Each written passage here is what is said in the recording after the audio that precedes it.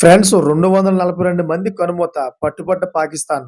ఈ విషయాలన్నీ తెలియాలంటే గనక వీడియో కంప్లీట్ చూడండి. అప్పుడే మీకు కంప్లీట్ ఇన్ఫర్మేషన్ ఏంటో అర్థమవుతుంది. అదే విధంగా చాలామంది వీడియో చూస్తున్నారు గానీ లైక్ అండ్ కామెంట్ చేయట్లేదు. దయచేసి లైక్ అండ్ కామెంట్ చేయండి. లైక్ అండ్ కామెంట్ చేయడం వల్ల ఈ ఇన్ఫర్మేషన్ అంతా మనం చాలా మందికి తెలియజేసిన వాళ్ళవుతాం. అదే విధంగా చాలామంది సబ్స్క్రైబ్ చేసుకోవడం మాత్రం మర్చిపోతున్నారు. దయచేసి సబ్స్క్రైబ్ చేసుకోండి. సబ్స్క్రైబ్ చేసుకోవడం వల్ల నేను చేసే ప్రతి ఒక్క అప్డేట్ మీరు ముందుగానే పొందగలుగుతారు.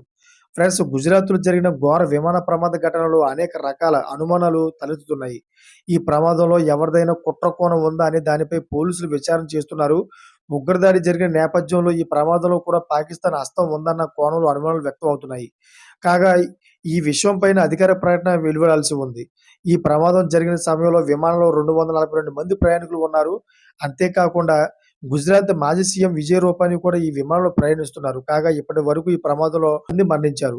మరికొంతమంది విపరీతంగా గాయపడ్డారు. ప్రమాద తీవ్రత మాత్రం అధికంగా జరిగిందని సమాచారం అందుతోంది. ప్రమాదంలో గాయపడిన వారు మాత్రం బతికే అవకాశాలు చాలా తక్కువగా ఉన్నాయని వైద్యులు వెల్లడించారు.